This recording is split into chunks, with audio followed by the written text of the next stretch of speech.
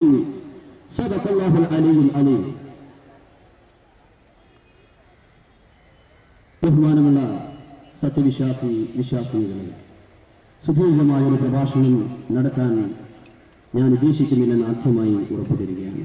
അള്ളാഹുവിന്റെ വിധിവിലക്കുകൾ ജീവിതത്തിൽ യഥാവിധി സൂക്ഷിക്കണമെന്ന് ആദ്യമായി എന്നോടും ശേഷം നിങ്ങളോടും വിനയത്തിന്റെ ഭാഷയിൽ ഉണർത്തുകയാണ്, ഓർമ്മപ്പെടുത്തുകയാണ്. അള്ളാഹുവിന്റെ നിയമനിർദ്ദേശങ്ങൾ യഥാവിധി മനസ്സിലാക്കി ക്ഷമയോടെ, സഹനതയോടെ, ത്യാഗത്തോടെ ജീവിതത്തിൽ അത് പ്രാവർത്തികമാക്കാൻ റബ്ബ് തആല നമുക്ക് തൗഫീഖ് തന്ന് അനുഗ്രഹിക്കുമാറാകട്ടെ. അതുകൊണ്ട് പെരുന്നാൾ നമസ്കാരം ഒരു ഇബാദത്താണ്.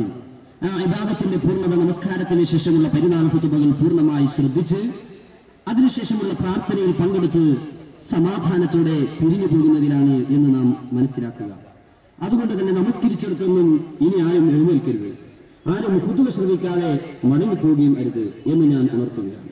പ്രിയപ്പെട്ടവരെ, സമർപ്പണത്തിന്റെയും ആത്മസംസ്കരണത്തിന്റെയും പാവനവും പരിശുദ്ധവുമായ വൃതമാസ പുലരികളിൽ ഓരോന്നായി നമ്മളിൽ നിന്നും വിട പറഞ്ഞു പോയ ഈ പുലർക്കാല വേളയിൽ നാം ഈദുൽ ഫിത്റിനെ വരവേൽക്കുകയാണ്. അൽഹംദുലില്ലാഹ്.